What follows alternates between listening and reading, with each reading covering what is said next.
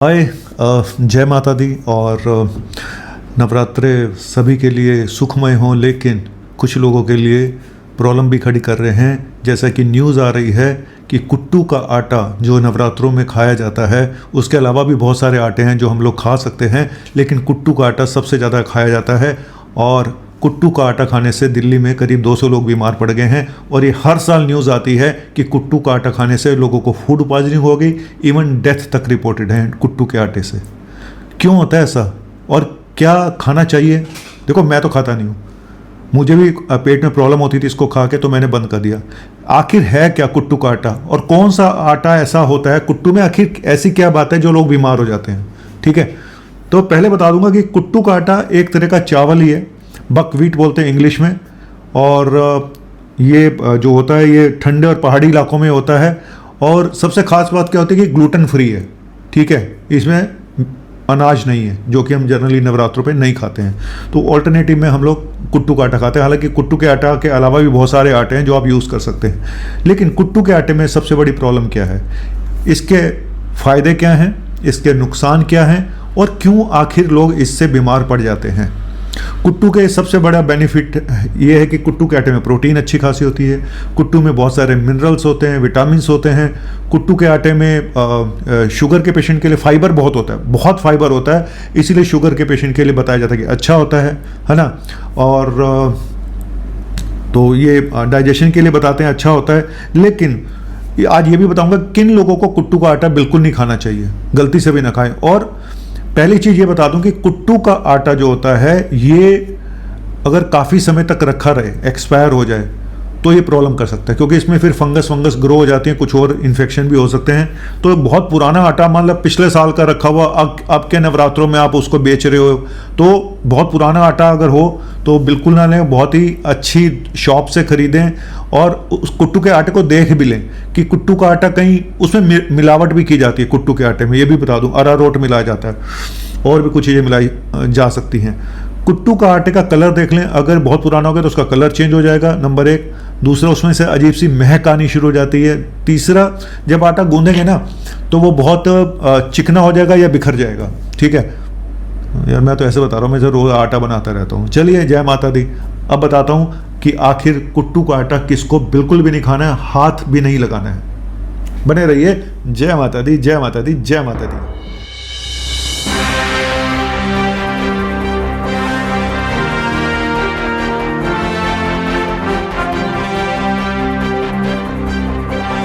देखो, एक तो कुट्टू के आटे में फाइबर इतना होता है, तो जिन लोगों को पेट की प्रॉब्लम्स रहती हैं, आईबीएस रहता है, इरिटेबल बाउल सिंड्रोम रहता है, पेट में दर्द रहता है, कॉन्स्टिपेशन रहता है, डायरिया रहता है, तो उन लोगों को कुट्टू का आटा बिल्कुल भी नहीं खाना चाहिए, कि जरूरत से ज़्यादा फाइबर भी आपको प्रॉब्लम कर सकता है, नंबर एक।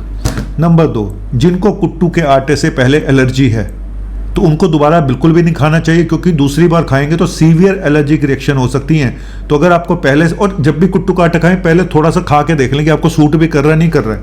ये ना हो कि बस सुबह से शाम तक कुट्टू का आटा बिना आंख बंद करके खाए जा रहे हैं। और वैसे भी कुट्टू का आटा अगर आप खाते भी है ना, तो महीने में 3-4 बार से ज़्यादा नहीं खाना चाहिए।